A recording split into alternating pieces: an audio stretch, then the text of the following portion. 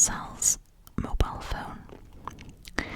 So we are going to have a little nose through that and see if we can find any other secrets and any other little puzzle pieces to this huge puzzle.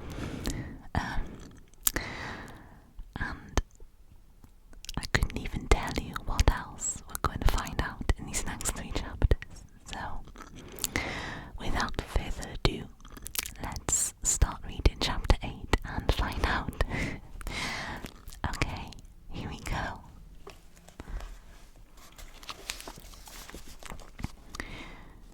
Chapter 8. What do you mean?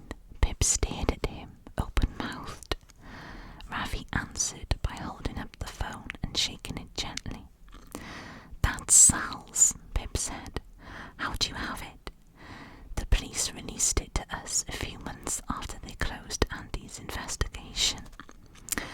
A cautious electricity sparked up the back of Pip's neck. Can I? She said. Can I look at it? Of course, he laughed. That's why I brought it round, you plonker. Unchecked, the excitement charged through her, nimble and dizzying. Holy pepperoni, she said, flustered and hurrying to unlock the door. Let's go and look at it at my workstation. She and Barney bolted over the threshold, but a third set of feet didn't follow. She spun back round. What's funny? She said. Come on. Sorry, you're just very entertaining when you're extra serious. Quick, she said, beckoning him through the hallway and to the stairs. Don't drop it. I'm not going to drop it. Pip jogged up the stairs, Ravi following far too slowly.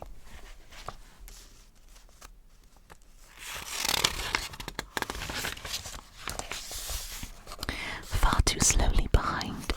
Before he got there, she did a hasty check of her bedroom for potential embarrassment.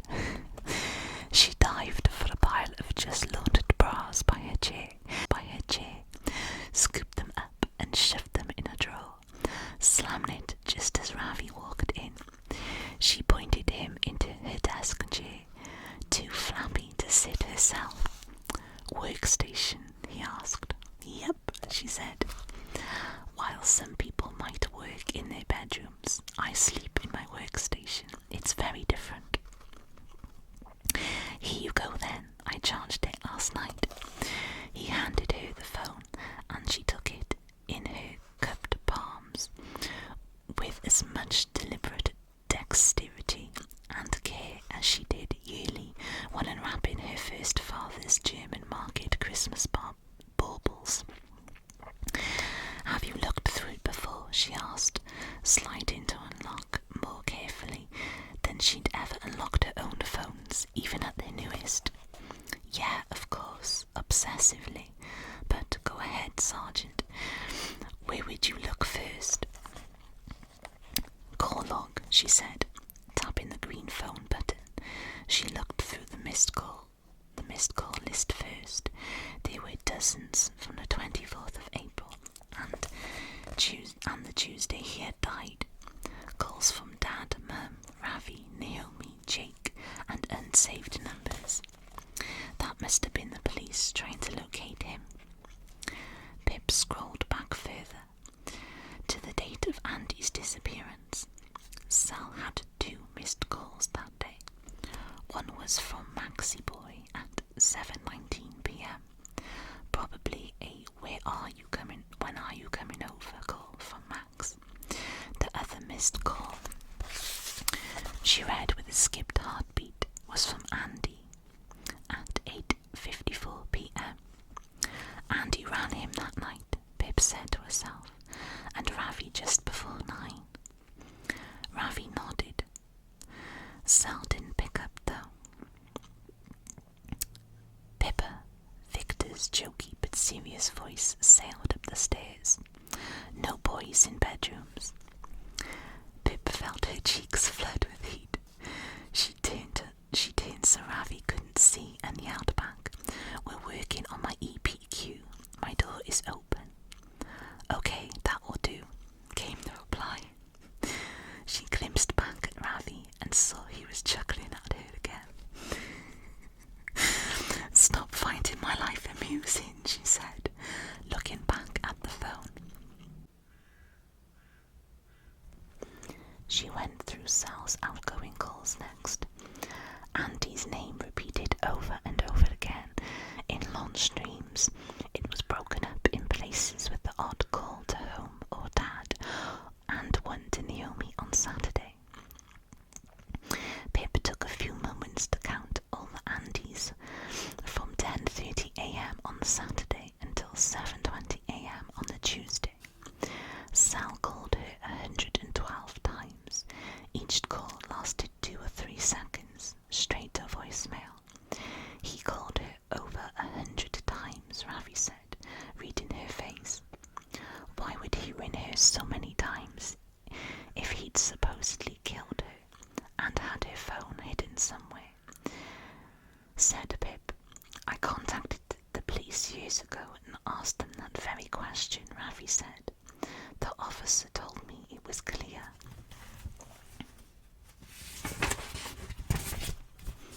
It was clear that Sal was making a conscious effort to look innocent by ringing the victim's phone so many times.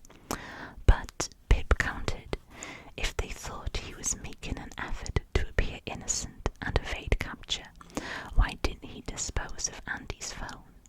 He could have put it in the same place as her body, and it never would have connected him to her death. If he was trying to not get caught, why would he keep the one biggest bit of evidence and then feel desperate enough to end his life with this vital evidence on him? Ravi shot 2 clicking gun hands at her. The policeman couldn't answer that either. Did you look at the last text Andie and Sal sent each other? She asked. "Yeah, have a look. Don't worry, they aren't sexy or anything." Pip excited onto the home screen and opened the Messages app. She clicked on the Andie tab, feeling like a time-hopping trespasser. Sal had sent 2 texts to Andie after she disappeared.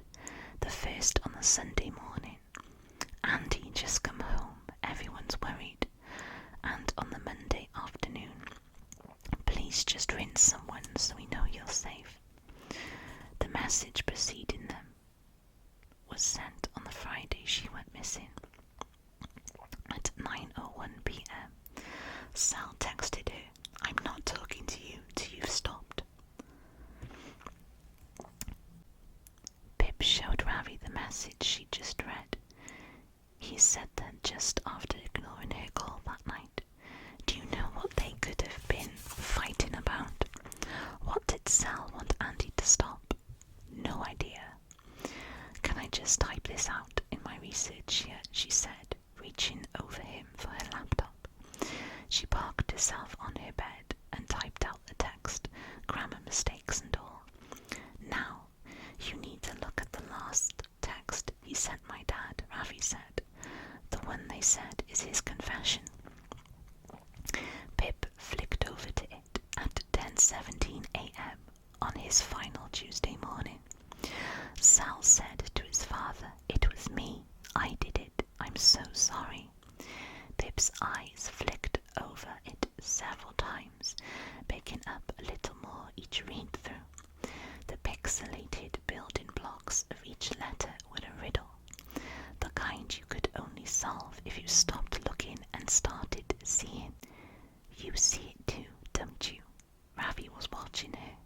"The grammar," Pip said, looking for the agreement in Ravi's eyes. "Sal was the cleverest person I knew," he said, but he texted like an illiterate, always in a rush. No pronunciation, no capital letters. "He must have had autocorrect turned off," Pip said, and yet in his last text, We have 3 full stops and an apostrophe, even though it's all in lowercase. And what does that make you think? Asked Ravi. My mind doesn't make small jumps, Ravi, she said. Mine takes Everest-sized leaps. It makes me think that someone else wrote that text, someone who added in the pronunciation themselves, just because that's how we used to write it in texts. Maybe they checked quickly and thought it looked enough like cell because it was all lowercase. That's what I thought too when we first got it back. The police just sent me away. My parents didn't want to hear it either. He sighed. I think they're terrified of false hope. I am too, if I'm honest. Pip scoured through the rest of the phone. Sal hadn't taken any photos of the night in question, and none since Andie disappeared. She checked in the deleted folder to be sure. The reminders were all about essays he had to hand in, and one about buying his mum's birthday present. There's something interesting in the notes, Ravi said, rolling over on the chair and opening the app for her. The notes were all quite old. Sal's home Wi-Fi password, a listed apps workout, a page of work experience placements he could apply to, but there was just one later note, written on Wednesday the 18th of April 2012. Pip clicked into it. There was one thing typed on the page. R009 KKJ. Car number plate right, Ravi said. Looks it. He wrote that down in his notes 2 days before Andie went missing. Do you recognize it? Ravi shook his head. I tried to Google it, see if I could find the owner, but no luck. Pip typed it up in her log anyway, and the exact time the note was last edited. That's everything, Ravi said. That's all I could find. Pip gave the phone one last wistful look before handing it back. You seem disappointed, he said. I just hoped there'd be something more substantial we could chase up on. Inconsistent grammar and lots of phone calls to Andie certainly makes him appear innocent, but they don't actually open any leads to pursue. Not yet, he said, but you needed to see it. Have you got anything to show me? Pip paused. Yes, she said, but one of those things was Naomi's possible involvement. Her protective instinct flared up, grabbing hold of her gun. But if they were going to be partners, they had to be all in. She knew that. She opened up her production log documents, scrolled to the top, and handed the laptop to Ravi. This is everything so far, she said. He read through it quietly, and then handed the computer back, a thoughtful look on his face. Okay, so the cell alibi route is a dead end, he said, after he left Max's at 10:30. I think he was alone because that explains why he panicked and asked his friends to lie for him. He could have just stopped on a bench on his walk home and played Angry Birds or something. I agree, said Pip. He was most likely alone and therefore has no alibi.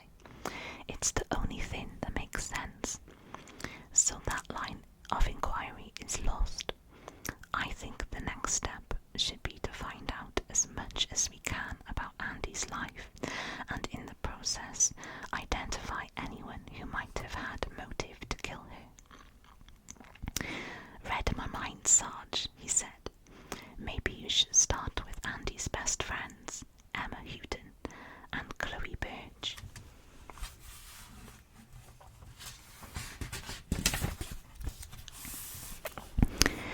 They might actually speak to you. I've messaged them both. Have he said, nodding to himself, and then to the laptop. In that interview with the journalist, you talked about inconsistencies in the case. What other inconsistencies can you see?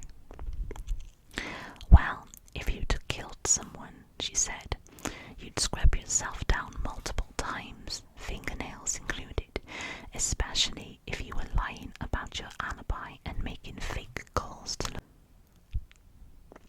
Wouldn't you think too? Oh, I don't know. Wash the frickin' blood off your hands so you don't get caught red-handed, literally. Yeah, Sal definitely wasn't that stupid. But what about his fingerprints in her car? Of course his fingerprints would be found in her car. He was her boyfriend, said Pip. Fingerprints can't be accurately dated. And what about hiding the body?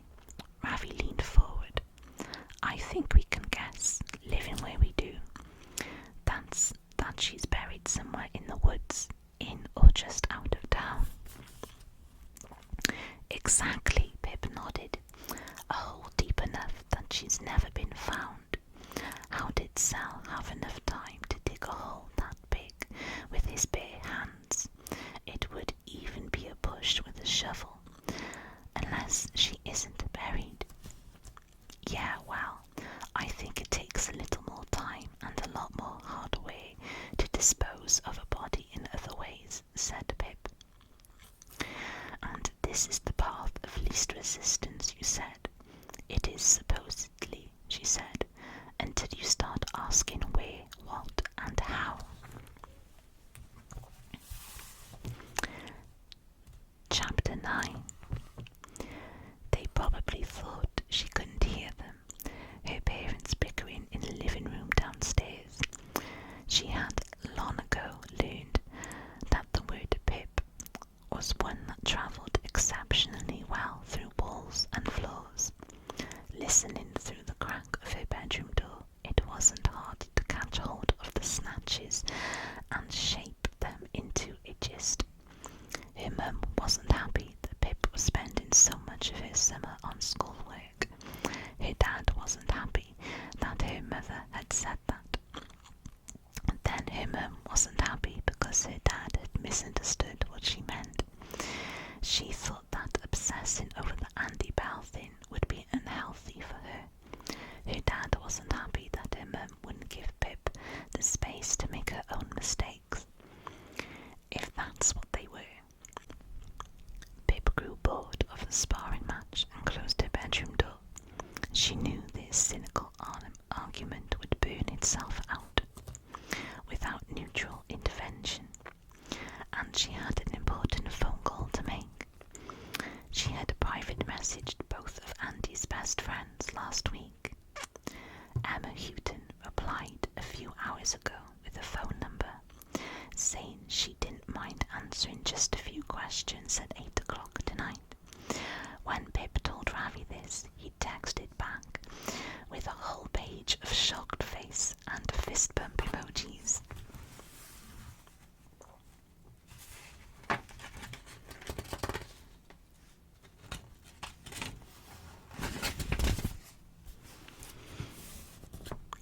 She glanced at the clock on her computer dashboard, and the glance became a stare. The clock stood stubbornly at 7:58. Oh, come on, she said, when even after 20 Mississippis, the 8 in the 58 hadn't sprung into the leg of a 9.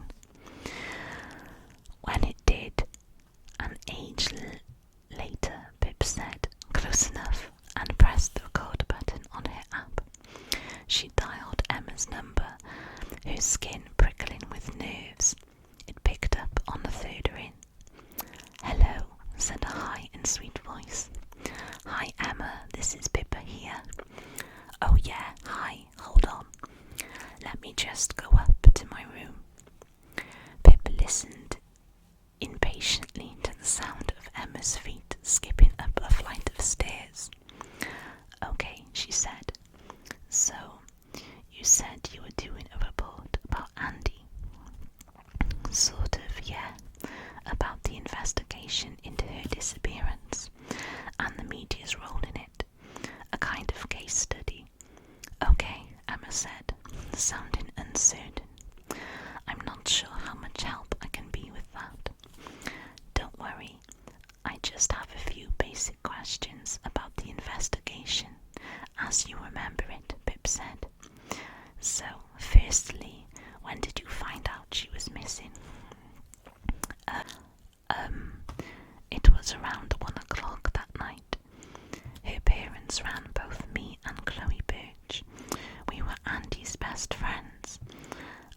said how I hadn't seen it or heard from her, and told them I would call round a bit. I tried Sal's SIN that night, but he didn't pick up until the next morning. Did the police contact you at all? Asked Pip. Yeah, Saturday morning. They came around asking questions. And what did you tell them? Just the same as I said to Andie's parents, that I had no idea where she was. She hadn't told me she was going anywhere, and they were asking about Andie's boyfriend, so I told them about Sal, and that I'd just run and told him she was missing. What did you tell them about Sal? Well, only that at school that week they were kind of fighting. I definitely saw them bickering on the Thursday and Friday, which was out of the ordinary. Usually Andie bickered at him and he didn't get involved, but this time he seemed super mad about something. What about? Pip said. It was suddenly clearer to her why the police might have thought it prudent to interview Sal that afternoon. I don't know, honestly. When I asked Andie, she just said that Sal was being a little bitch about something. Pip was taken aback. Okay, she said. So Andie didn't have plans to see Sal on the Friday? No, she didn't have plans to do anything actually. She was supposed to stay at home that night. Oh, how come? Pip sat up a little straighter. I don't know if I should say. Don't worry, Pip tried to hide the desperation. The desperation in her voice. If it's not relevant, it won't go in my report. It just might help me better understand the circumstances of her disappearance. Yeah, okay, well, Andie's little sister Becca had been hospitalized for self-harming several weeks before. Her parents had to go out, so they told Andie she had to stay in and take care of Becca. Oh, was all Pip could think to say. Yeah, I know, poor girl. And still Andie left her. Only looking back now can I understand how difficult it must have been having Andie as an older sister. What do you mean by that? It's just, I don't want to speak ill of the dead, you know, but I've had 5 years to grow up and reflect on everything. And when I think back on those times, I don't like the person I was at all. The person I was with Andie. Is she a bad friend to you? Pip didn't want to say too much. She needed to keep Emma talking. Yes and no. It's really difficult to explain, Emma sighed. Andie's friendship was very destructive, but at the time I was addicted to her. I didn't want to be her. You're not going to write any of this, are you? No, of course not. Small lie. Okay, so Andie was beautiful. She was popular. She was fun, being her friend, being someone she chose to spend her time with. It made you feel special, wanted, and then she would flip and use the things you were most self-conscious about to cut you down and hurt you. And still we both remained by her side, waiting for the next time she would pick us up and make us feel good again. She could be amazing and awful, and you never knew which side of Andie was turning up at your door. I'm surprised my self-esteem even survived. Was Andie like this with everyone? Well, yeah, to me and Chloe. Andie wouldn't let us go over to her house much, but I saw the way she was with Becca too. She could be so cruel. Emma paused. I'm not saying any of this because I mean that Andie deserved what she got. No, that's not what I mean at all. No one deserves to be murdered and put in a hole. I only mean that appreciating now the kind of person Andie was, I can understand why Sal snapped and killed her. She could make you feel so high and then so low. It was bound to end in tragedy, I think. Emma's voice slipped into a wet sniff, and Pip knew the interview was over. Emma couldn't hide the fact that she was crying, and she didn't try to. Okay, those are all the questions I have. Thank you so much for your help. That's okay, Emma said. Sorry, I thought I was over everything. Guess not. No, I'm sorry for making you go over it all. Actually, I've also messaged Chloe Birch for the interview, but she hasn't got back to me yet. Are you two still in contact? No, not really. I'll message her on her birthday, but we definitely drifted after Andie and then leaving school. I think we both wanted it that way, really, a clean break from the people we had been back then. Pip thanked her again and hung up the phone. She exhaled and just stared at it for a minute. She knew that Andie had been pretty unpopular, that much social media had made it perfectly clear. And like everyone that's ever been to high school, she knew that popular people sometimes had their hard edges, but she hadn't expected this, that Emma could still resent herself after all this time for loving her tormentor. Was this the real Andie Bell, hiding behind that perfect smile, behind those sparkling pale blue eyes? Everyone in her orbit so dazzled by her, so blinded, that they didn't notice the darkness that might lurk beneath, not until it was too late.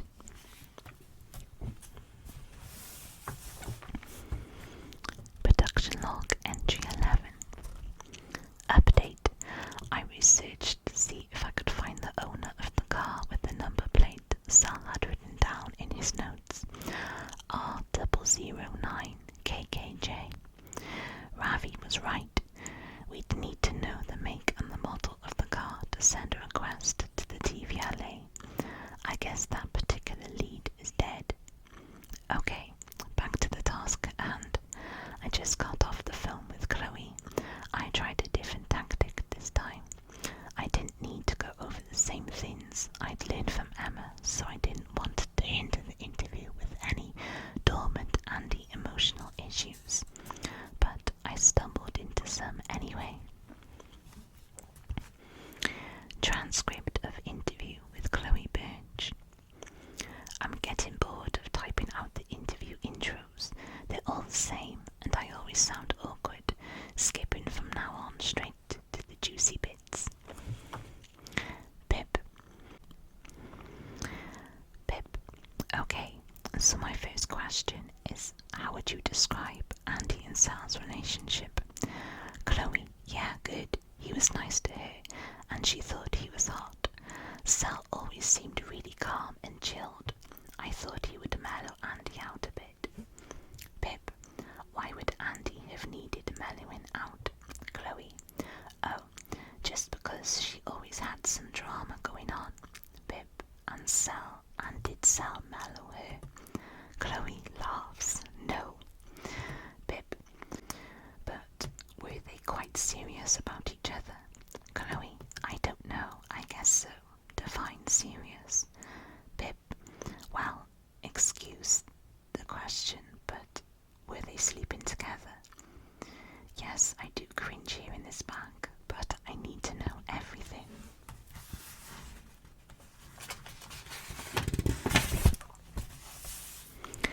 Chloe, wow, school projects have changed since I left. Why on earth would you need to know that? Pip, did she not tell you? Chloe, of course she told me, and no, they weren't actually. Pip, oh, was Andie a virgin? Chloe, no, she wasn't. Pip, so who was she sleeping with? Chloe, small pause. I don't know. Pip, you didn't know. Chloe, Andie liked her secrets, okay? They made her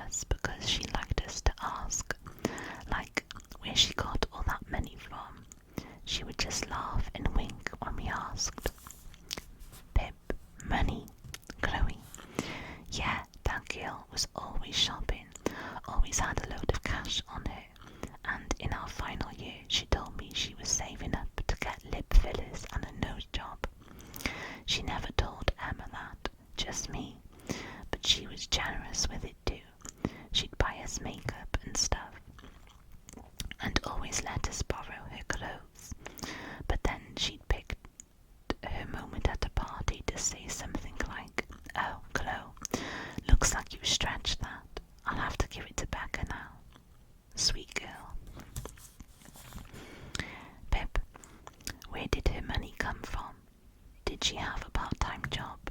Chloe: No, I told you, I didn't know. I just presumed her dad was giving it to her. Pip: Like an allowance. Chloe: Yeah, maybe. Pip: So when Andie first went missing, was there any part of you that thought she had run away to punish someone? Maybe her father? Chloe: Andie had things too good to want to run away. Pip: But was there tension in Andie's relationship with her dad? As soon as I say the word dad, Chloe's tone flips. Chloe: I don't see how that can be relevant to your project. Look, I know I've been flippant about her, and yeah, she had her flaws, but she was still my best friend who got murdered. I don't think it's right to be talking about her personal relationships and her family, however many years later. Pip: No, you're right. Sorry. I just thought if I knew what Andie was like and what was happening in her life, I could better understand the case. Chloe: Yeah, okay, but none of that is relevant. Sin killed her, and you're not going to get to know Andie from a few interviews. It was impossible to know her, even when you were her best friend. I inelegantly try to apologise and bring us back on topic, but it's clear Chloe is done. I thank her for her help before she hands up. Grr, so frustrating. I thought I was actually getting somewhere, but no. I blended into a giant minefield of raw emotion with both of Andie's friends and ruined it. I guess even though they think they've moved on, they still haven't quite broken free of Andie's hold. Maybe they are even still keeping some of her secrets. I certainly struck a nerve when I brought up Andie's dad. Is there a story there? I just read the transcript another few times, and maybe there's something else hidden here. When I asked Chloe who Andie was sleeping with, what I meant to ask was who Andie had slept with before Sal, any past relationships, but I accidentally phrased it in the past continuous. Who was she sleeping with? This, in context, means that what I accidentally asked was who else Andie was sleeping with at the time of her relationship with Sal, but Chloe didn't correct me. She just said she didn't know. I'm grasping at straws, I know, of course. Chloe could have been answering the question I'd meant to ask. This could be nothing, I know. I can't solve this case by being particular about grammar. That's not how the real world works, unfortunately.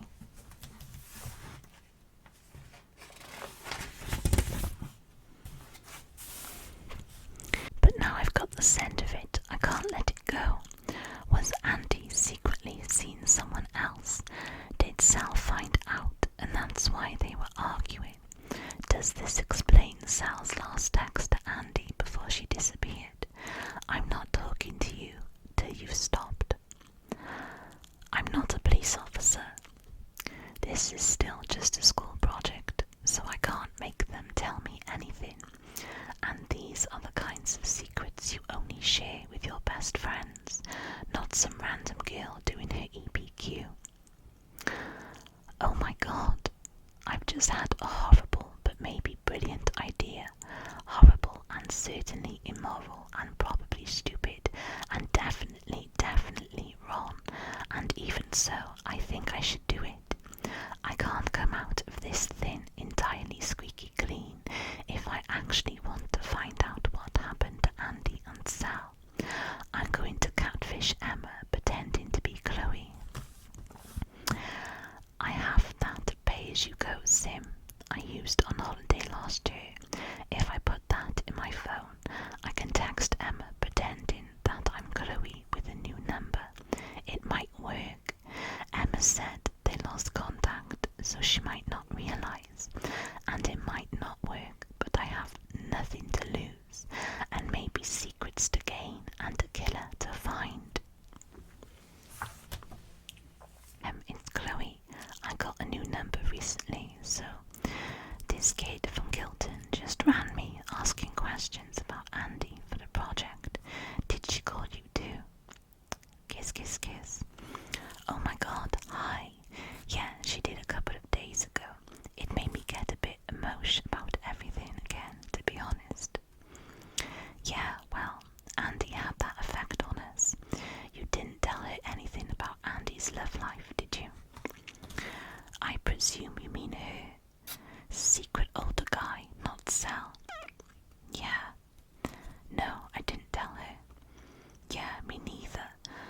always wondered if Andie had told you who it was, though. Nah, you know she didn't. Only thing she said was that she could ruin him if she wanted to, right? Yeah, she liked her secrets. I'm not even sure he existed, to be honest. She might have just made it up to seem more mysterious.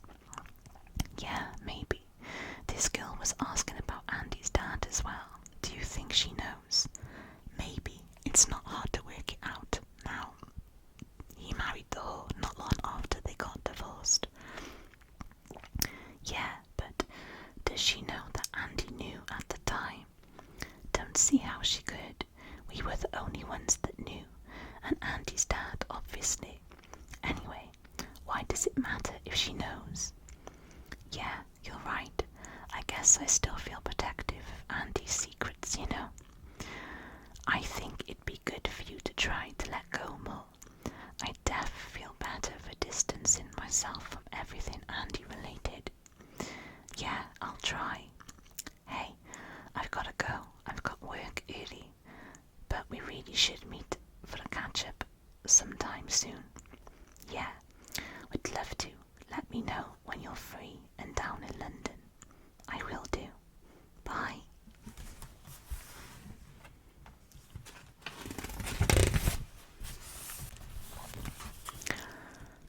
Holy pepperoni. I've never sweated so much in my whole damn life. I'm in shock that I managed to pull that off. I almost lost it a couple of times, but I actually did it. I do feel bad though. Emma is so nice and trusting, but it's good that I feel guilty. It shows that I haven't quite lost my moral compass. I might still be a good girl yet. And just like that, we have 2 more leads. Jason Bell was already on the person of interest list, but now he goes on in bold as #1 suspect. He was having an affair, and Andie knew about it. More so than that, Jason knew that Andie knew.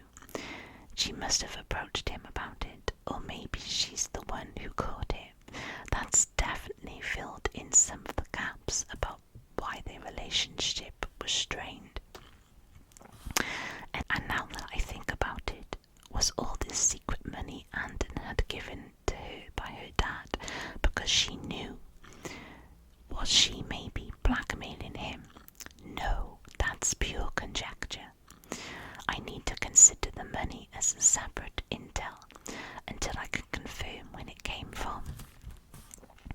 The second lead and the biggest reveal of the night then, Andie was secretly seeing an older man during her relationship with Sal, so secret that she never told her friends who it was, only that she could ruin him.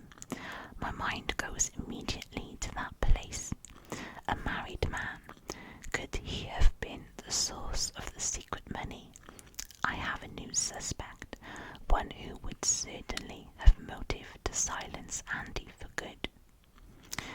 This is not the Andie I expected to find in my investigation, so removed from that public image of a beautiful blonde victim, a victim loved by her family, a victim adored by her friends, a victim who was taken too soon by her cruel, murderous boyfriend.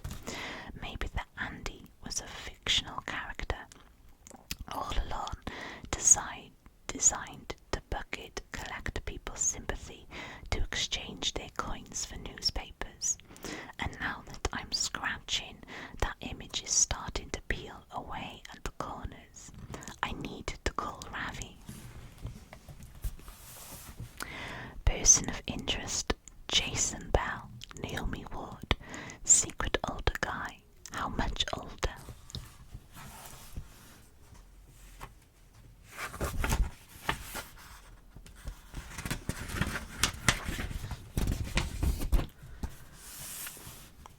Chapter 10. I hate camping, Lauren grunted, tripping over the crumpled canvas. Yeah, well, it's my birthday and I like it, Cara said, reading over the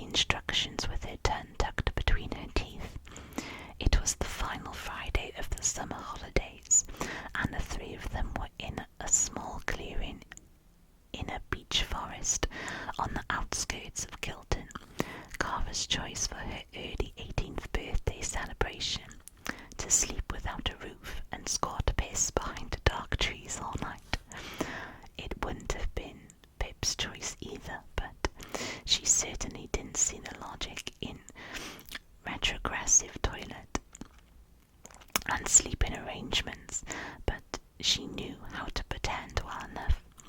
It's technically illegal to camp outside of a registered campsite, Lauren said, kicking the canvas in retaliation. Well, let's hope the camping police don't check Instagram, because I've announced it to the world. Now shush, Carver said. I'm trying to read. Cara, Pip said tentatively. You know, this isn't the tent you bought, right? It's a marquee. Same difference, she said, and we have to fit us and the 3 boys in. But it comes with no floor. Pip jabbed her finger at the picture on the instructions. You come with no floor, Carver butt-shoved her away, and my dad packed us a separate ground sheet. When are the boys getting here? Lauren asked. They texted. They were leaving about 2 minutes ago. And no, Cara snapped. We're not waiting for them to put it up for us, Lauren. I wasn't suggesting that.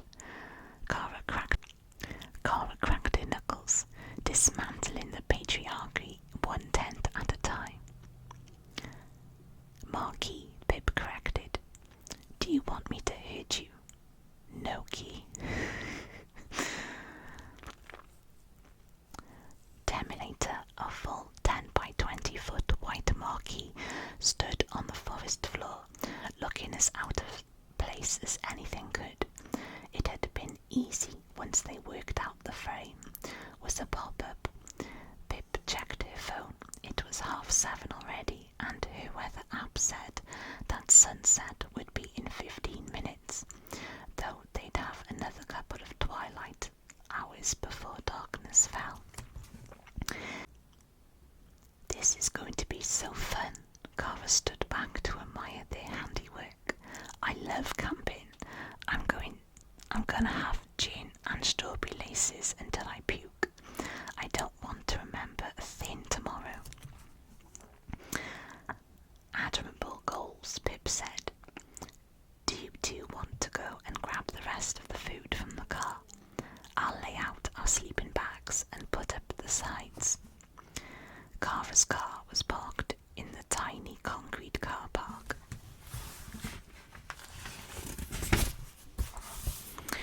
About 200 yards from their chosen spot, Lauren and Cara toddled off that way through the trees, the woods lit with that final orange lightning glow before they begin to darken. Don't forget the torches, she called, just as she lost sight of them. Pip attached the large canvas sides to the marquee, swearing when the Velcro betrayed her and she had to start one side from scratch. She wrestled with the ground sheet, glad when she heard the twig snap tread of Cara and Lauren returning. But when she went to look outside for them, no one was there. It was just a magpie mocking her from the darkening treetops, laughing its scratchy, bony laugh. She begrudgingly saluted it and got to work laying their 3 sleeping bags in a row, trying not to think about the fact that Andie Bell could very well be buried somewhere in these woods, deep underground. The sound of branches breaking underfoot grew louder as she laid out the last one, and a din of guffawing and shrieking that could only mean the boys had arrived. She waved at them and the returning arm-laden girls, and who, as his name suggested, hadn't grown much since they'd first made friends, aged 12. Zach Chen, who lived 4 doors down from the Amobis, and Connor, who Pip and Cara knew from primary school. He'd been paying a bit too much attention to Pip recently. Hopefully it would burn out quickly. Like that time he was convinced he had a real future as a cat psychologist. Hey, said Connor, carrying a cool box with Zach. Oh damn, the girls got the best sleeping spots.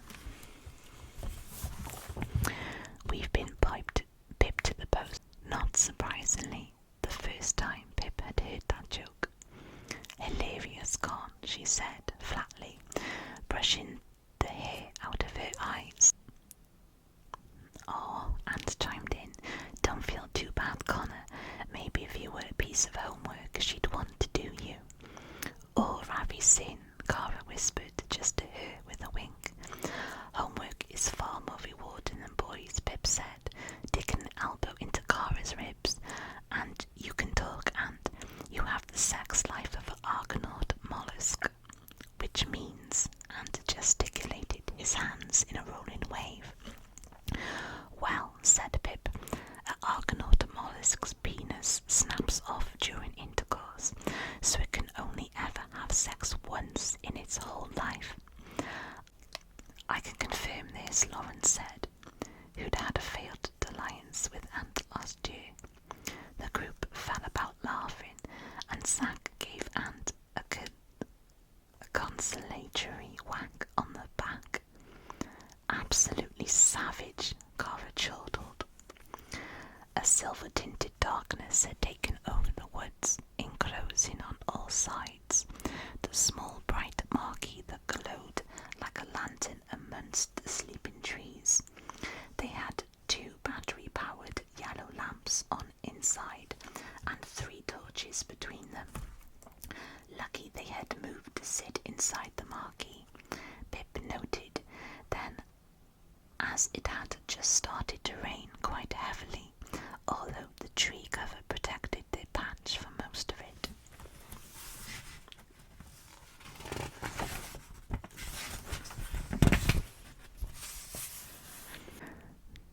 They were sitting in a circle around the snacks and drinks, the 2 ends of the marquee rolled up to alleviate the boys' smell. Pip had even allowed herself to get to the bottom of 1 beer, sitting with her Navy Star crossed sleeping bag rolled up to her waist, although she was much more interested in the crisps and sour cream dip. She didn't much like drinking, didn't like feeling that loss of control. Ant was halfway through his ghost story, the torch under his chin making his face distorted and grotesque. It just happened to be a story about 6 friends, 3 boys and 3 girls, who were camping in a marquee in the woods. And the birthday girl, he said theatrically, is finishing off a whole packet of strawberry laces, the red sweets sticking to her chin like trails of blood. Shut up, Cara said, mouthful. She tells the handsome guy with the torch to shut up, and that's when they hear it, a scraping sound against the side of the marquee. There's something or someone outside. Slowly, fingernails start dragging through the canvas, ripping a hole. You guys having a party? A girl's voice asks, and then she tears through the hole, and with one swipe of her hand slits the throat of the guy in the check shirt. Missed me, she shrieks, and the surviving friends can finally see who it is. The rotting zombie corpse of Andie Bell out for revenge. Shut up, Ant. Pip shoved him. That isn't funny. Why is everyone laughing then? Because you're all sick. A murdered girl isn't fair game for your crappy jokes. But she's fair game for the school project, Zack interjected. That's entirely different. I was just about to get to the part about Andie's secret older lover/killer, Ant said. Pip winced and shot him a blistering look. Lauren told me, he said quietly. Cara told me, Lauren jumped in, slurring the edges of her words. Cara, Pip turned to her. Cara, Pip turned to her. I'm sorry, she said, tripping over the words, because she was the wrong side of 8 measures of gin. I didn't know it was supposed to be secret. I only told Naomi and Lauren, and I told them not to tell anyone. She swayed, pointing accusatorily at Lauren. It was true. Pip hadn't specifically told her to keep it a secret. She thought she didn't have to. Not a mistake she would make again. My project isn't to provide you with gossip. She tried to flatten out her voice when it spiked with annoyance. looking from Cara to Lauren to Ant. Doesn't matter, Ant said. Like, half of our year knows you're doing a project about Andie Bell, and why are we talking about homework on our last Friday night of freedom? Zach, bring out the board. What board? Cara asked. I bought a Ouija board. Call her, Zach said. Dragging his rucksack over, he pulled out a tacky plastic-looking board adorned with the alphabet and a planchette with a little plastic window so you could see the letters through. He laid them out in the middle of a circle. Nope, Lauren. Nope, Lauren said, crossing her arms. No way. That's way over the scary boundary. Stories are fine, but no board. Pip lost interest in the boys, trying to convince Lauren so they could play whatever prank it was they had planned, probably about Andie Bell again. She reached over the Ouija board to grab another bag of crisps, and that's when she saw it, a white flash from within the trees. She sat up on her heels and squinted. It happened again. In the distant dark, a small rectangular light turned into view and then disappeared, like the glow of a phone screen extinguished by the lock button. She waited, but the light didn't come back. There was only darkness out there, the sound of rain in the air, the silhouettes of sleeping trees against the gloom of the moon, until one of the dark tree figures shifted on two legs. Guys, she said quietly, a small kick to Ant's shin to shut him up. No one look now, but I think there's someone in the trees watching us.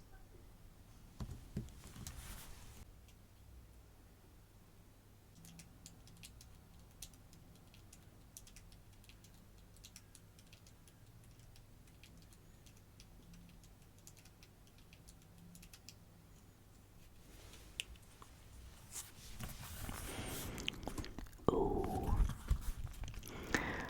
What a way to end these 3 chapters on. We learned an awful lot during those. Who do you think is watching them? I kind of hope it's nothing sinister. I hope it's just like, I don't know, like Ravi just coincidentally passing through, or, just, someone else camping or something like that. I hope it's nothing sinister, but we shall have to wait and see if it is something sinister in the next video, I suppose. What do you think about Andie getting money? I personally think that she was either getting money from her dad because she knew about the affair, or maybe she turned on her lover and she was blackmailing him and he was giving her the money just to shut it up, My brain doesn't go instantly to a married man. My brain goes to Cara and Naomi's dad, because he was their history teacher, and maybe, just maybe, she was having an affair with him because he was her teacher, and obviously that's bad. So maybe that's why she didn't tell anybody, not even her friends, that she was seeing him. Think about it, he's an older man. It's a good reason not to tell your friends that you're seeing him, And she said she could cause a lot of trouble for him if she decided to tell anybody. So it makes sense. It really makes sense. Or even grosser, maybe if she was seeing her own father or something like that, because their relationship is troubled anyway, So it wouldn't surprise me, to be perfectly honest with you, because, you know, sadistic people like that exist in the world, don't they? So, you know what I mean? But yeah, I'm really glad that Ravi and Pip seem to be getting even closer. I really, really, really want them to start dating. I think they're just adorable together, and I think they're absolute darlings. But yeah, I think that's pretty much all we can talk about really in this one. There's definitely something going on with Andie's dad. Even the way her best friend snapped when Pip mentioned Andie's father as well, Something's going on there, but like I said, we're just gonna have to wait now for the next video to find out what happens. So, yeah, I hope you enjoyed it all, lovelies, and I guess I'll see you in the next one. If you like this video, please like and subscribe, and push that little notification bell in the corner so you don't miss any of my little videos. So yeah,